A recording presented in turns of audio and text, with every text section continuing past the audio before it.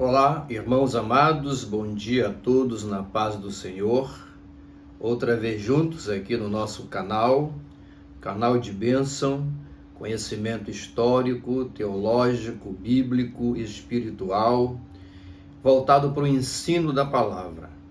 Estamos aí numa jornada longa pelo livro do profeta Jeremias e Lamentações. E nós terminamos o livro de Jeremias. Nós, nessa semana, gravamos um vídeo sobre as ferramentas importantes para se entender Lamentações. Esse vídeo já está aí no canal, você pode acessar.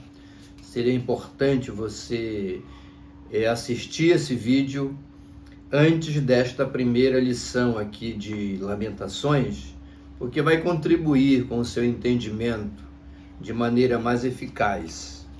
Hoje nós vamos começar Lamentações. É a lição de número 11 da revista. Está baseado no capítulo 1 e 2 do livro de Lamentações. Traz como título Um Livro Valioso.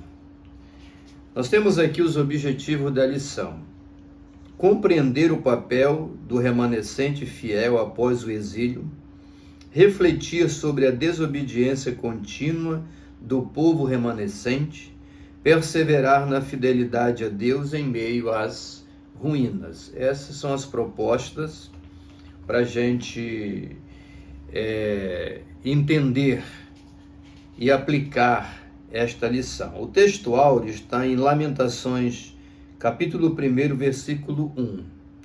Como jaz solitária a cidade outrora populosa, tornou-se como viúva a que foi grande entre as nações, princesa entre as províncias, ficou sujeita a trabalhos forçados. O texto áureo aqui já é uma referência direta à perda do glamour da cidade de Jerusalém. Os motivos você já sabe, mas serão expostos aqui na lição. A verdade prática diz assim, a vida com Deus não é uma jornada de louvor incessante, mas compreende também o luto, o lamento e a esperança em Deus.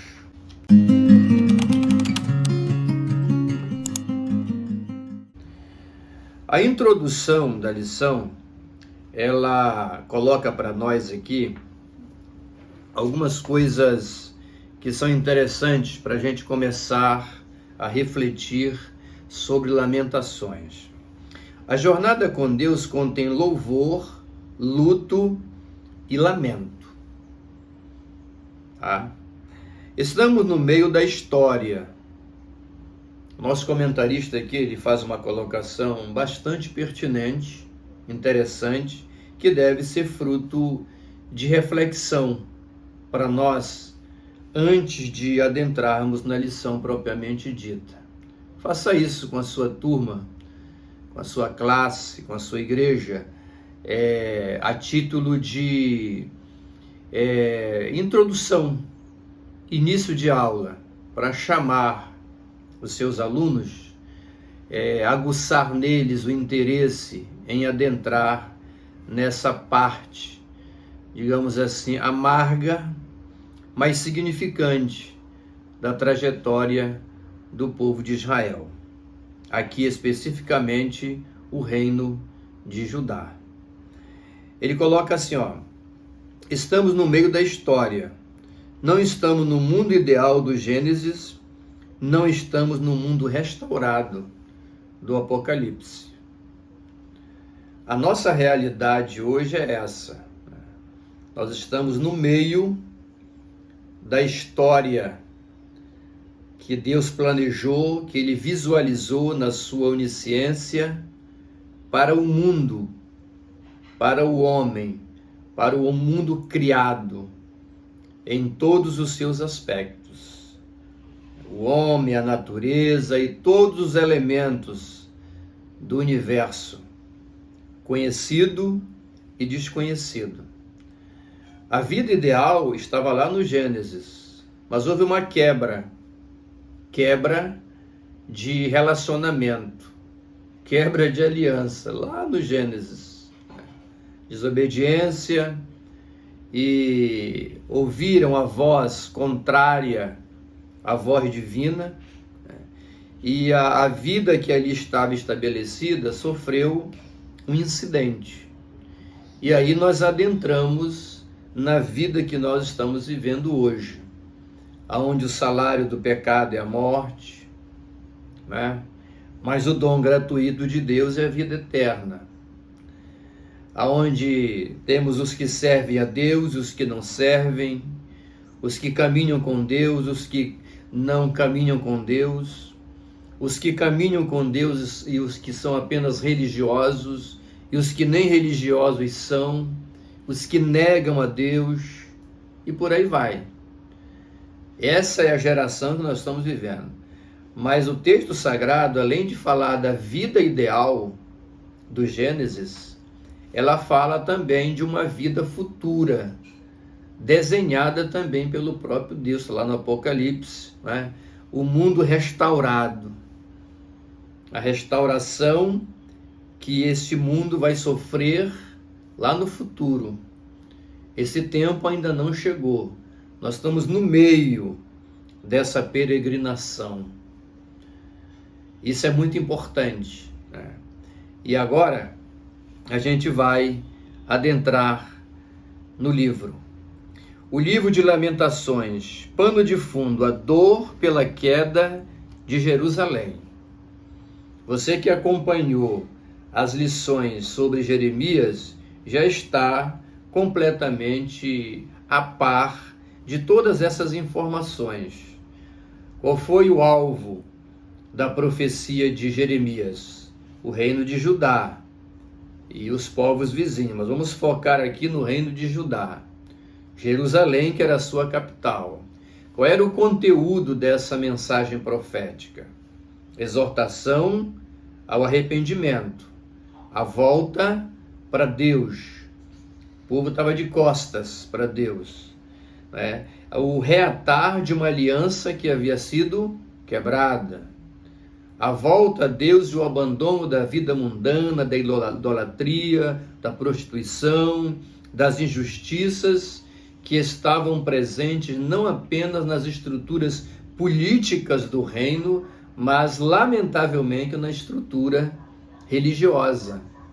Isso foi amplamente debatido, exposto aqui em todas as lições do profeta Jeremias, referente a essa parte do livro de Jeremias. Aqui nós vamos nos debruçar diante de um cumprimento, né?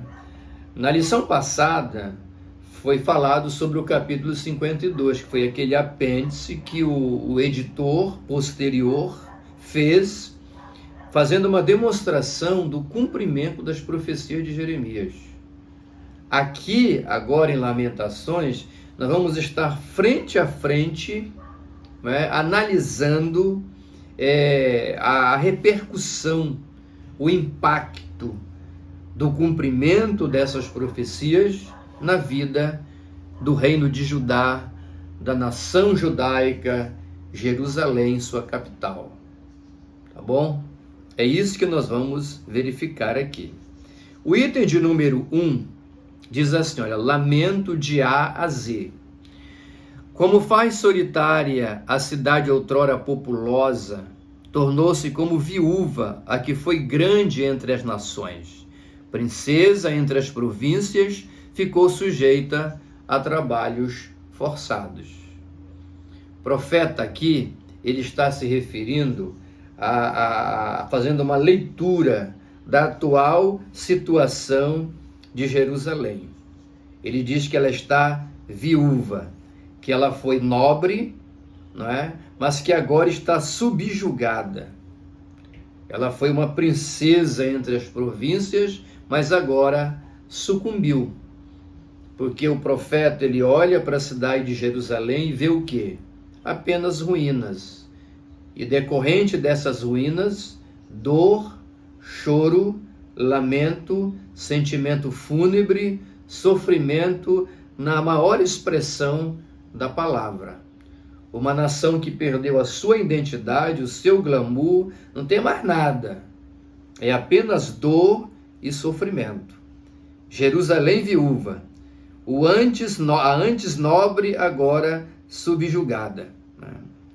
Sofrimento é transformado em adoração quebrantada. É o que nós temos aqui. É muito importante, né, essa questão de nós olharmos aí, né, o antes e o depois. Vamos aqui. O item de número 12. Teologia da dor e do sofrimento. Tá? Teologia da dor e do sofrimento. Ou do lamento. Os meus olhos se consomem com lágrimas, turbam-se as minhas entranhas, o meu coração se derrama de angústia por causa da ruína da filha do meu povo, pois desfalece o menino e o lactente pelas ruas da cidade. O que nós temos aqui? Tudo em Jerusalém é dor e angústia. E aqui nós temos um elemento a mais. O profeta aqui, ele faz uma alusão ao sofrimento infantil, sofrimento das crianças. A nação foi invadida, Jerusalém foi destruída, queimada, virou ruínas, não é? E isso trouxe muita dor e sofrimento.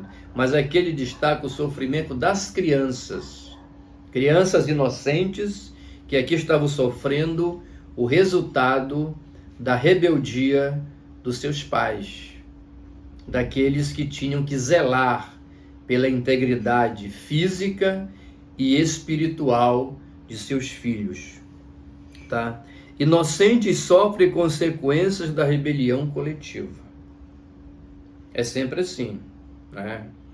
Crianças inocentes sofrendo, morrendo, sendo massacradas pela desobediência coletiva daqueles que tinham obrigação de zelar por elas.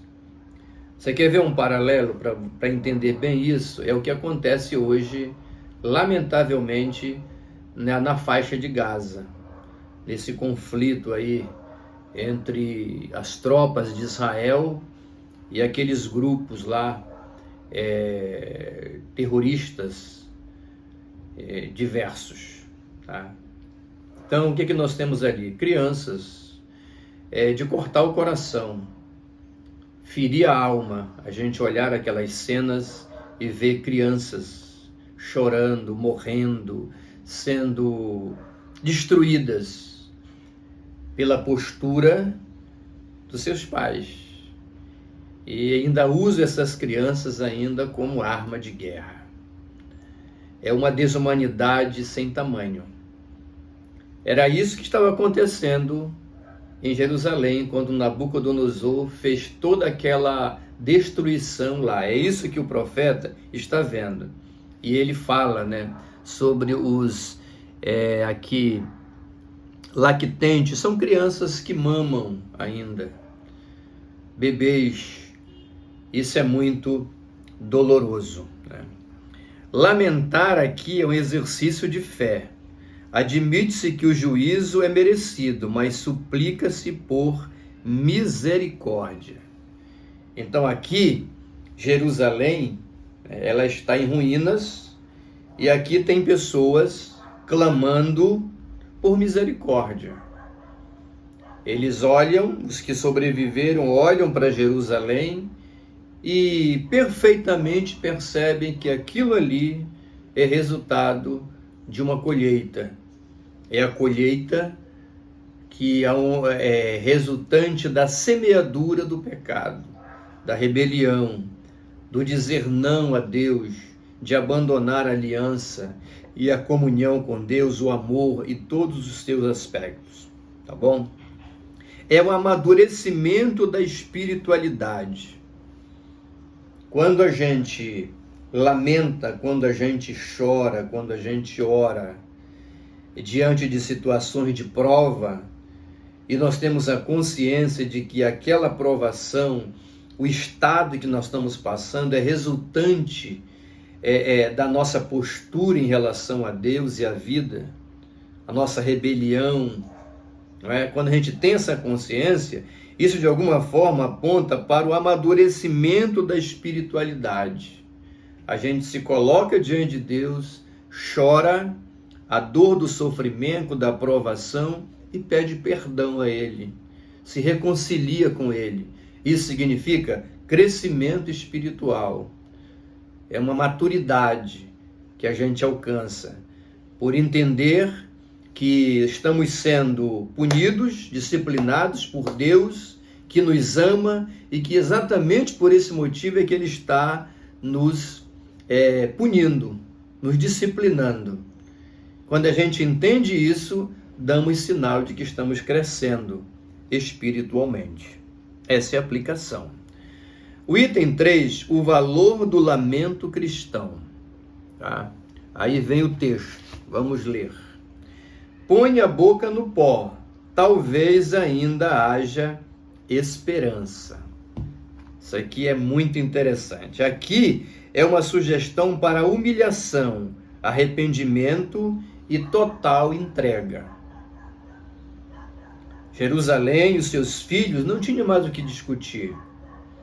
Os que sobreviveram olhavam para as ruínas da cidade e percebiam que o que eles estavam vendo, a realidade catastrófica que estava diante dos seus olhos, era cabal cumprimento daquilo que Jeremias, o profeta de Deus, já havia predito.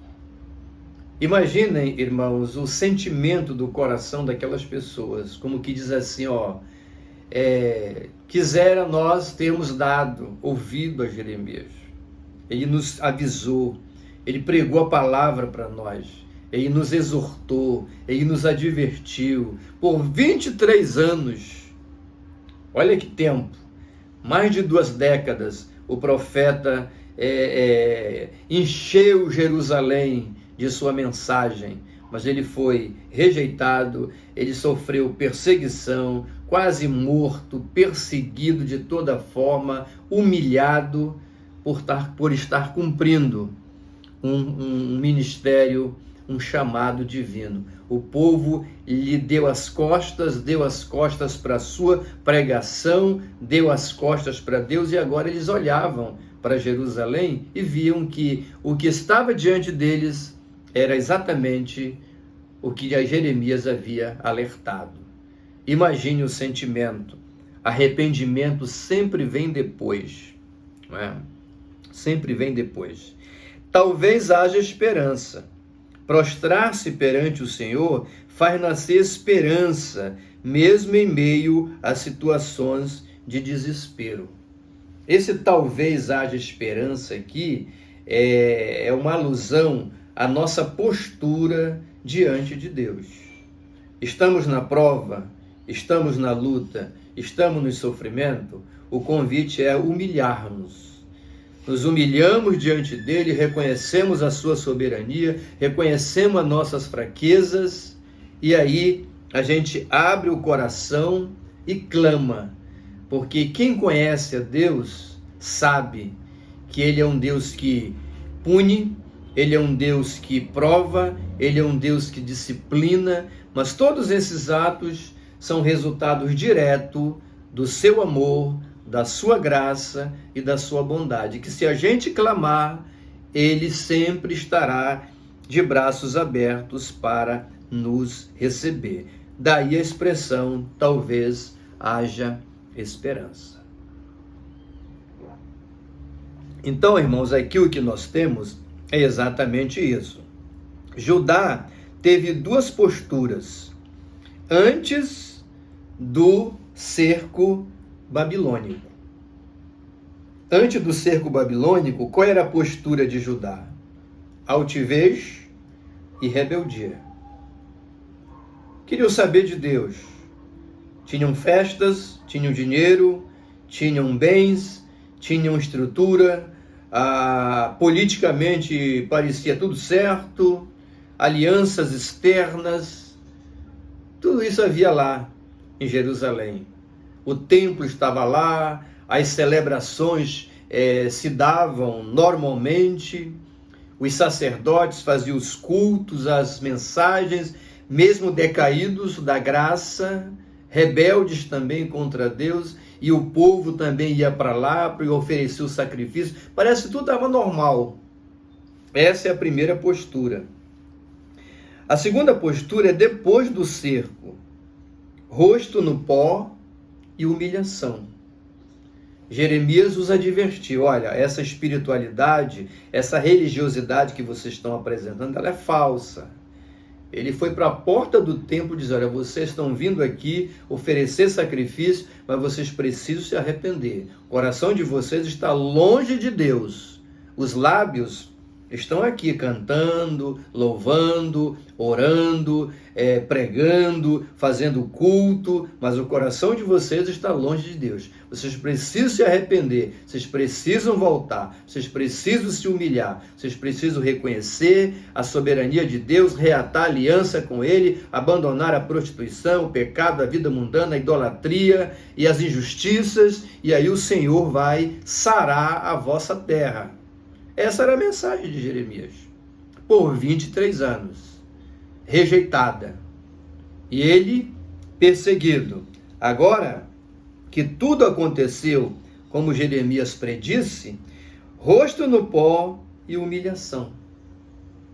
É o retrato que se vê. Qual é a aplicação deste item aqui? A aplicação é essa aqui, olha. A imutabilidade do caráter de Deus. Ele pune o pecado, mas a porta da graça sempre estará aberta. Essa é a imutabilidade do caráter de Deus. O que significa a imutabilidade do caráter de Deus? Ele não muda. Se a gente anda com Ele, entendeu? E obedece a sua palavra e o serve, nós temos uma situação onde Ele é o nosso refúgio, Ele nos abençoa, Ele nos conduz, Ele nos ampara, Ele nos leva na caminhada. Se a gente se rebela contra Ele, se a gente o agride, Ele nos aplica disciplina. Ele não passa a mão na nossa cabeça. Deus tem caráter. Se Ele olha para nós e nos vê mergulhados na imoralidade, no pecado, naquilo que não é condizente com a santidade dele, com a imagem dele que deve haver em nós, ele reage nos disciplinando. O salário do pecado é a morte. Isso está ligado ao caráter divino, né? Ele tem caráter, por isso ele nos chama ao arrependimento, ele nos pune, ele nos disciplina. E o fundamento disso tudo é o seu amor por nós. Ele quer a nossa restauração. Como ele tem caráter, ele não muda e ele rejeita a nossa vida pecaminosa. Em contrapartida, há pregadores do evangelho hoje, entre aspas, que não têm caráter.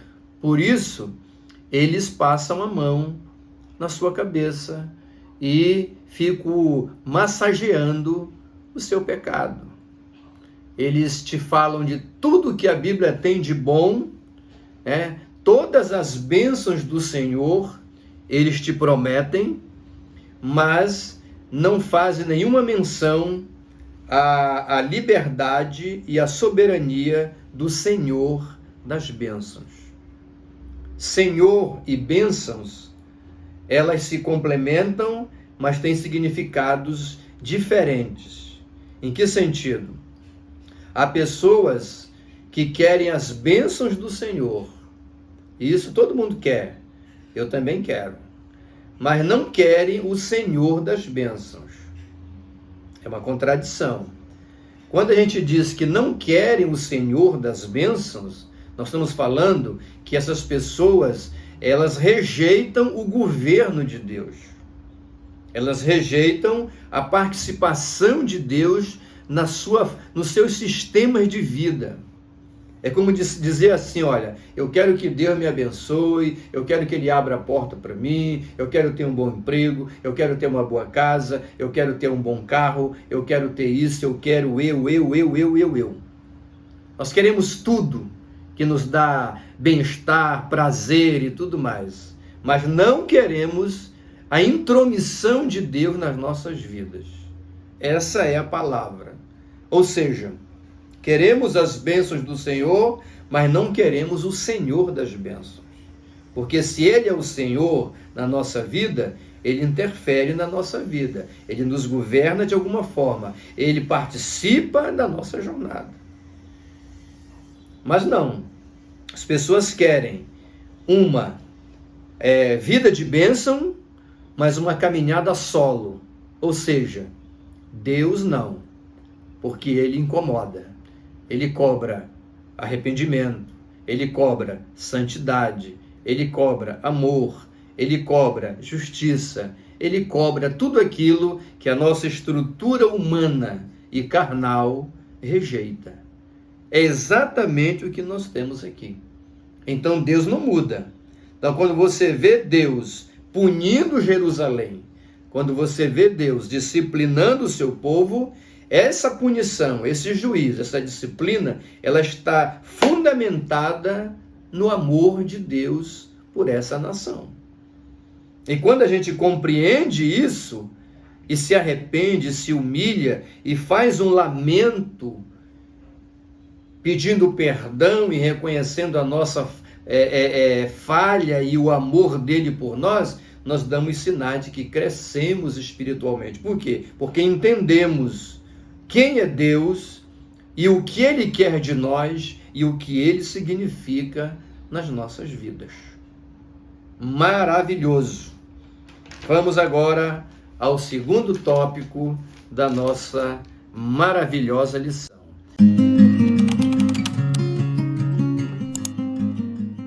A solidão de uma cidade em ruínas. Tá? Jerusalém desolada qual viúva. É o item de número 1. Vamos ver o que diz o texto. Como jaz solidária a cidade outrora populosa, tornou-se como viúva a que foi grande entre as nações, princesa entre as províncias, ficou sujeita a trabalhos forçados. Como você pode perceber, isso aqui é o texto áureo que está sendo retomado aqui para fundamentar este item aqui. Jerusalém desolada qual uma viúva. Os crentes, o antes e o depois de Jerusalém. Como já falamos no item anterior, mas aqui vai o seguinte, O antes e o depois. A viuvez e a simbologia para a perda da comunhão. Por que Jerusalém é vista aqui como uma viúva? A viúva é uma figura que todos nós conhecemos, Por que uma viúva? Porque houve um desenlace, houve uma ruptura, Alguém morreu. Se alguém morreu, alguém ficou viúvo ou viúva. Viúva aqui no caso porque é aplicação a Jerusalém. A viuvez é a simbologia para a perda da comunhão, ou seja, houve uma ruptura. Jerusalém é vista como uma viúva porque houve uma ruptura. Ela perdeu a comunhão com o marido, que aqui é uma figura que aponta para Deus, Jerusalém estava casada com Deus. Em que sentido? Havia uma aliança entre Deus e o seu povo. E essa aliança foi quebrada. Ela foi destruída. Ela foi abandonada. E essa Jerusalém que abandona a aliança, ela adentra num caminho tortuoso de idolatria, de prostituição, de injustiça e vida mundana em todas as suas versões.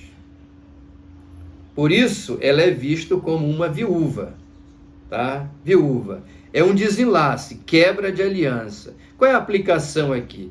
A aplicação aqui é essa. Que avaliação fazemos do nosso relacionamento com Deus hoje? O antes e o depois. O antes de Jerusalém era glamuroso,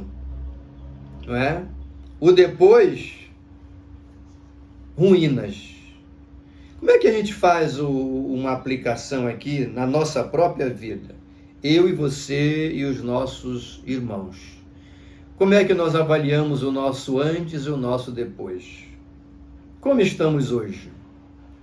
Estamos do jeito que sempre fomos? Ou a graça de Deus nos moldou, nos mudou, nos regenerou, nos transformou e hoje nós somos de fato novas criaturas? Nós amamos mais a Deus do que amávamos antes? Nós servimos mais como melhor do que servíamos antes? Qual é a avaliação? Isso é subjetivo. Cada um de nós devemos fazer. Mas esta é a aplicação. O antes e o depois é muito importante. O item de número 2, o peso do abandono. Tá? O peso do abandono. Vamos aqui ao texto. Os caminhos de Sião estão de luto, porque não há quem venha à reunião solene. Todas as suas portas estão desoladas, seus sacerdotes gemem, suas vigas estão tristes e ela mesma se acha em amargura. Só catástrofe, né? Então, o que nós temos aqui? Um retrato do antes de Jerusalém e do depois, novamente.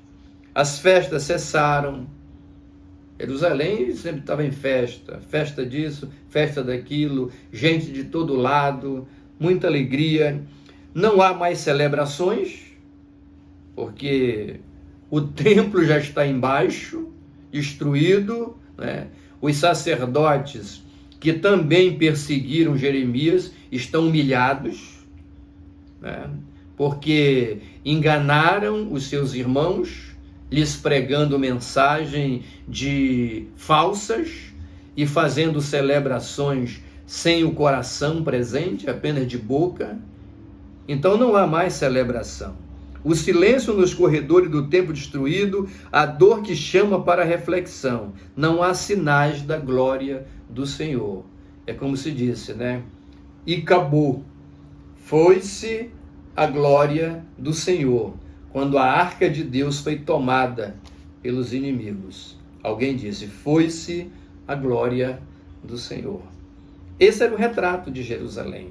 Agora, destruída por Nabucodonosor, era apenas um amontoado de pedras. E aqui, eu quero fazer um paralelo, para a gente entender, né? Você pode fazer isso, né?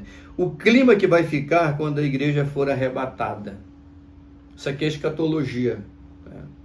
Não faz parte direto da lição, estou fazendo apenas um paralelo aqui para você entender com exatidão o clima presente em Jerusalém após a sua queda, as suas ruínas, entendeu? Aquele clima fúnebre, tristeza, amargura, desespero e lamento. É o que vai acontecer no mundo quando a igreja do Senhor for arrebatada, principalmente para aqueles que iam à casa do Senhor apenas e não serviam a Deus de verdade. E de repente eles vão chegar e vão olhar, o templo vai estar lá, mas não tem mais glória, não tem mais celebrações avivadas, não tem mais mensagens que tocam o coração, não tem mais nada, acabou. Os sacerdotes que ficarem, porque no dia do arrebatamento da igreja também vai ficar pastor, bispo, apóstolo, entendeu? Cardeais, vão ficar. Vão ficar pessoas de todas as classes, digamos assim, se é que a gente pode usar esse título, que a igreja não tem grupo, a igreja é um corpo. Mas para a gente entender aqui, nós temos várias categorias na igreja, né? Tem os membros, tem os diáconos, os presbíteros, os evangelistas, os pastores, os bispos, os cardeais, os apóstolos que nós temos agora, né? E tal, e querubins e serafins. No dia do arrebatamento da igreja, vão ficar pessoas de todas essas classes. Então é possível que depois do arrebatamento, você vai chegar na igreja onde você congregava e você vai ver o templo lá e talvez até o pastor da igreja esteja lá. O arrebatamento já aconteceu porque Jesus vai levar aqueles que andaram com ele de coração e não praticantes de religiosidade falsa, externa, apenas de boca, de lábios. Essa é uma reflexão, tá? Dor como resultado da negligência espiritual. Vai ser sofredor. Fiz esse paralelo para você entender o que estava no coração, na alma daquelas pessoas lá em Jerusalém, quando eles olharam e viram que tudo havia se acabado. O item de número 3 diz assim: culpa e justiça reconhecidas. O texto diz assim, olha: justo é o Senhor, pois me rebelei contra a sua palavra. Ouvi todos os povos e vede a minha dor. As minhas virgens e os meus jovens foram levados para o cativeiro. Lamento completo, né? Então aqui, olha, o arrependimento aqui é coletivo. Coletivo. Não apenas Jeremias, mas muita gente levantava esse clamor, né? Esse sentimento, e o profeta que ele se inclui, não que ele participou das injustiças, mas ele se inclui pelo seu coração missionário, pelo seu coração pastoral, porque ele amava e se sentia também sofredor em ver os seus irmãos diante de tanta turbulência, de tanta angústia e de tanta dor. Reconhecer a justiça divina é o caminho para compreender a sua disciplina. Nós já falamos sobre isso. E os 3 elementos do arrependimento, aqui eu quero mencionar, porque são importantes. A gente fala em arrependimento, mas o que é o arrependimento? O arrependimento, ele tem 3 elementos. 3 elementos. O primeiro elemento é o reconhecimento do pecado. Primeira coisa que o arrependimento produz na vida de uma pessoa é levar essa pessoa a reconhecer o seu pecado, o seu erro, a sua falha, a sua contribuição no processo. Era isso que Jerusalém estava fazendo. A segunda coisa, a segunda parte do arrependimento é a confissão desse pecado, a confissão dessa situação. Não basta reconhecer, tem que confessar. A confissão, ela é curadora, ela é restauradora. A Bíblia diz: se com tua boca confessares e em teu coração creres, não é? Então a confissão, ela é um princípio espiritual que tem grande relevância na vida de um pecador, de alguém que quer os benefícios da graça de Deus. A confissão. Depois vem o quê? O abandono.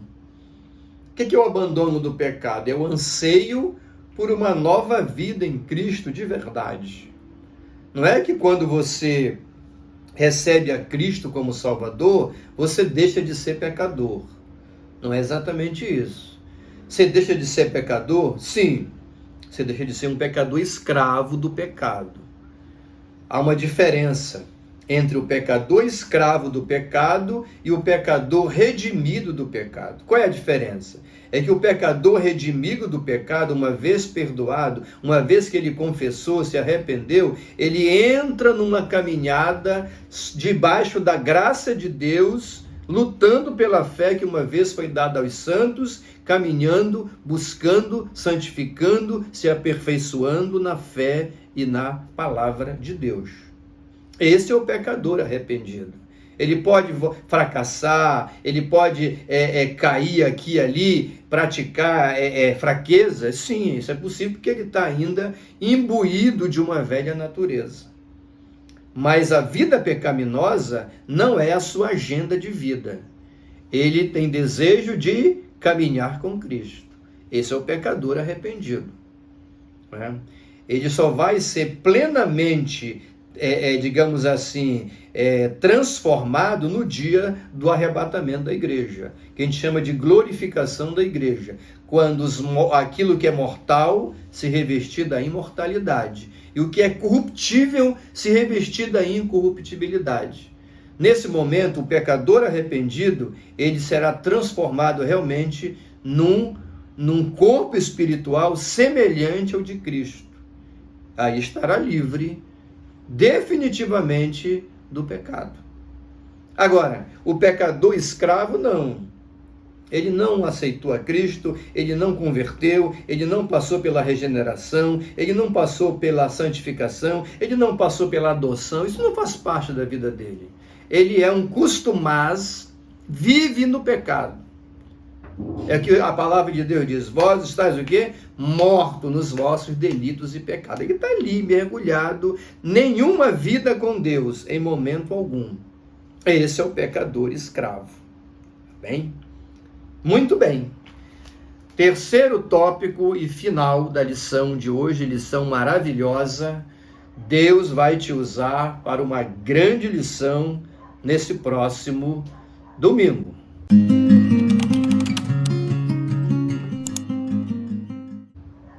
Vamos lá. O juízo que vem do alto é o tópico de número 3. O item 1 diz assim: o Senhor derrama sua ira.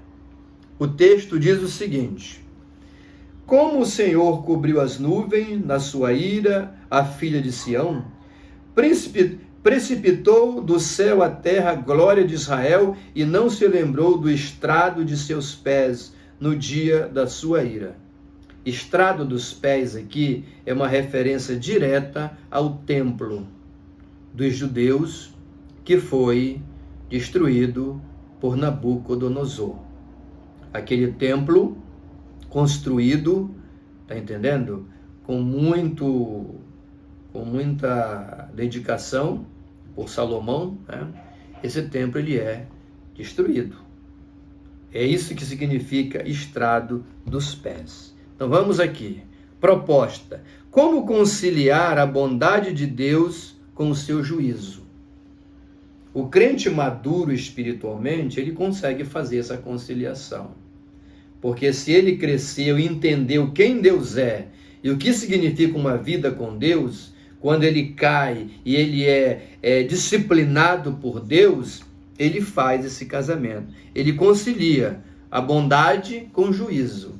Ele está na dor, na provação, na luta ali, disciplinado, mas ele vê naquilo ali a misericórdia restauradora de Deus sobre a sua vida.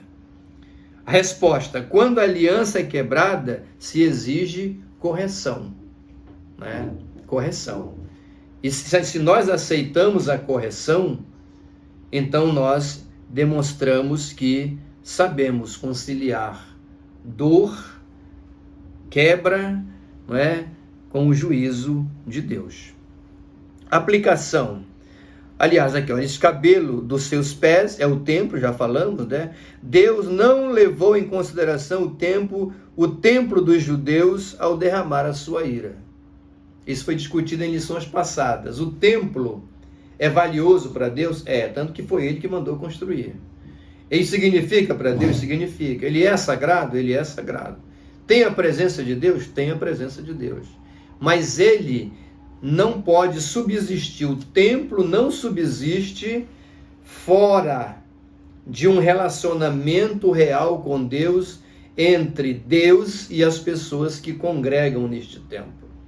Então, como já falamos em lições passadas, se não há vida com Deus, se não há relacionamento com Deus, se a aliança com Deus foi quebrada, esse templo, apesar de sagrado, perde a razão de ser. Não tem sentido mais. Então os judeus pensavam, assim como eles pensavam que a arca os protegeria, Deus permitiu que os seus inimigos levassem a arca. Assim como eles pensavam que o templo seria algo que protegeria, Deus permitiu que as tropas de Nabucodonosor queimassem tudo. Tudo virou cinza, porque templo sem vida com Deus não tem sentido nenhum. Tá certo? A aplicação aqui é o seguinte: Deus não tolera religiosidade formal e vazia. Tá? Se não há vida com Deus, o templo não tem sentido. É isso. O item de número 2 diz assim: o altar desprezado. Lição maravilhosa, né? Altar desprezado. Rejeitou o Senhor o seu altar e detestou o seu santuário. Entregou nas mãos do inimigo os muros dos seus castelos. Deram gritos na casa do Senhor, como em dia de festa. O que é que nós temos aqui? Nós temos aqui que Deus rejeita o próprio altar. Por que que Deus rejeitou o altar do templo? O altar dos sacrifícios. Por que que ele rejeitou? Era sagrado? Era. Ele gostava daquilo? Gostava. Foi ele que estabeleceu o culto levítico em todos os tempos. Mas por que que ele rejeita? Porque esse altar estava profanado. E hoje não é diferente. No dia do Senhor, veremos a prova de quem serve a Deus e de quem não serve. Isso vale tanto para quem senta nas cadeiras e nos bancos da igreja, no salão de culto, como aqueles que ocupam o altar, os ministros. Sem diferença nenhuma. Deus não faz nenhum tipo de acepção aí. Seu juízo será pleno e absoluto sobre o pecado. Quem estiver dominado pelo pecado sofrerá a justiça e o juízo e a disciplina de Deus. Não importa se é membro, se é diácono, se é presbítero, se é evangelista, se é pastor, se é bispo, seja lá o que for. Sofrerá. A lei de Deus, ela é direta, aplicação direta. Ok? Então, adoração com a boca e não com o coração. Isaías 29:13 faz uma menção disso. Tá? Então, por isso que o altar foi desprezado, porque ele estava profanado. Terceiro item e último da lição: um povo em pranto. Vamos ler o texto. Levanta-te, clama de noite no princípio das vigílias. Derrama como água o coração perante o Senhor. Levanta ele as mãos pela vida de teus filhinhos, que desfalecem de fome à entrada de todas as tuas ruas. Novamente uma alusão aí ao sofrimento infantil. Após descrever o juízo, o autor sagrado pede ao povo o quê? Quebrantamento. Por isso que o livro chama-se Lamentações. Você assiste o vídeo que eu te falei sobre as chaves para entender Lamentações, você vai perceber lá, lamentações, lamentações, versos, poemas fúnebres, está tudo lá. Você vai ter um entendimento melhor sobre isso. A função redentora do pranto. Agora, esse pranto, ele significa quebrantamento gera esperança. Deus não rejeita o clamor do aflito. Mesmo que seja aqueles que estão sendo disciplinados por ele. E novamente o princípio, a disciplina de Deus, ela não é simplesmente punitiva, ela também é, acima de tudo, restauradora. E ele pune porque ele ama. Ele manda juízo porque ele quer restaurar. Quando a gente abre o coração e aceita essa soberania, essa bênção, nós vamos crescer. Deus vai nos restaurar. E das cinzas, ele vai fazer tudo de novo. Como diz Crônicas, se o meu povo que se chama pelo meu nome se humilhar e orar e buscar a minha face e se arrepender dos seus maus caminhos, eu, Senhor, os ouvirei dos céus, perdoarei os seus pecados, sararei a sua terra. Essa é a palavra profética. Essa é a bênção de Deus para nós. Foi maravilhoso estar com você. A aplicação pessoal diz assim, ó: as lágrimas de dor podem se tornar lágrimas de esperança quando são derramadas diante de Deus, do Deus que cura, corrige e restaura. Não se esqueça de se inscrever no canal. Este canal ele foi criado para abençoar, mas ele precisa crescer. Se inscreva, deixe o seu like aí, faça o seu comentário, porque quando você deixa o seu like, você diz que está valorizando esse conteúdo e isso ajuda o canal no seu desenvolvimento. Compartilhe com pessoas da sua igreja, amigos, irmãos que amam a palavra de Deus. Pai amado, em nome do Senhor Jesus, eu te peço nesse momento que a tua bênção venha repousar sobre nós, que pregamos a palavra, expomos a palavra profética, que a tua bênção se estenda sobre a vida de todos os nossos irmãos, expositores, pastores, igrejas pelo Brasil e mundo afora. Que a tua bênção e a tua presença não nos falte. Em nome do Senhor, nós te agradecemos, agora e para sempre. Amém. Aonde você estiver, receba um carinhoso abraço do seu irmão em Cristo, Ed S. Deus abençoe.